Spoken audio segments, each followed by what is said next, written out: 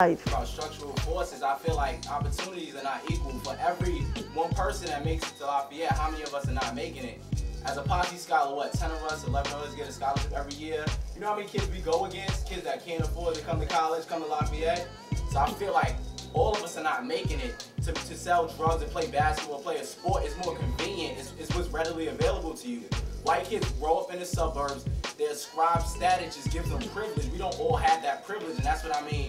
The history of racism. I hate assigning blame, but if your parents weren't professionals, the odds are you probably wouldn't be a professional. Your chances are harder. So I feel like a lot of privilege is reproductive, and if you weren't born in the right predicament, then the structures are against you. So, I mean, it's kind of hard. The system is a ceiling and holding us down.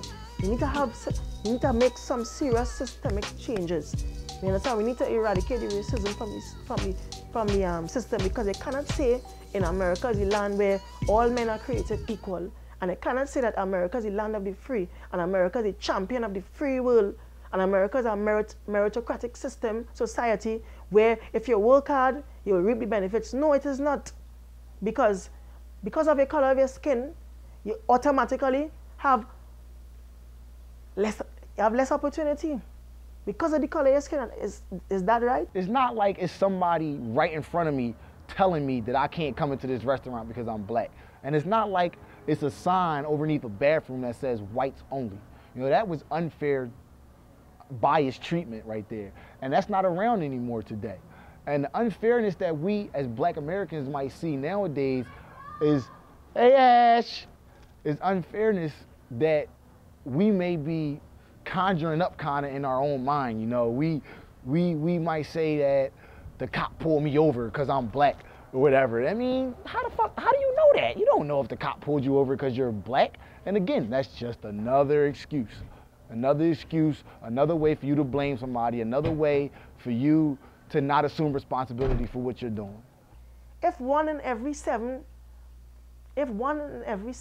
white person actively discriminates against black people, there will be one racist white person for every black person in America. If just 1 out of 7 white people, right? If there are 7 white people walking on the street and one of them is racist, hate blacks, you know what? They have white person for every one black person who is racist. And you know what? Though even fucked up was than that too, the system in favor of that white person who is racist anyhow. The system in favor of them. The system in favor of them, you know what I mean? And they have the police to enforce the law. The police and the institutions to lock you up. Yo, you think slavery gone? Slavery ain't gone? You think you're free? You think you're free because you could walk to campus pizza at night? You ain't free. You're not free. You're not free. But again, we're forgetting that because you have a boyfriend who's black and you might be white, it doesn't make you not a racist. That's true. So that, she made an assumption based on her child's friend. That doesn't mean anything. That just means that her daughter likes black friends. It doesn't really say anything about her. I'm just saying that you can't make an assumption based on her daughter's friend. That's all I'm saying. I don't care if she's racist or not. That goes a long way though. If you let your kids, you know, opposite races come over your house, that says a lot about a person, I think. I don't think so though. Kinda though, because you can be like, that could be your friend, but not your boyfriend. I mean, if you racist, that could be your neighbor though. But that would, like I said, that could be a neighbor from across the street. I mean, she can still be a racist, but she accepts that one girl. So then we're gonna have to say that there's like a degree of racism then. but it's still racism. It's still racism, period, though. it's racism, but not, yeah. And so you might be racist about somebody's skin color.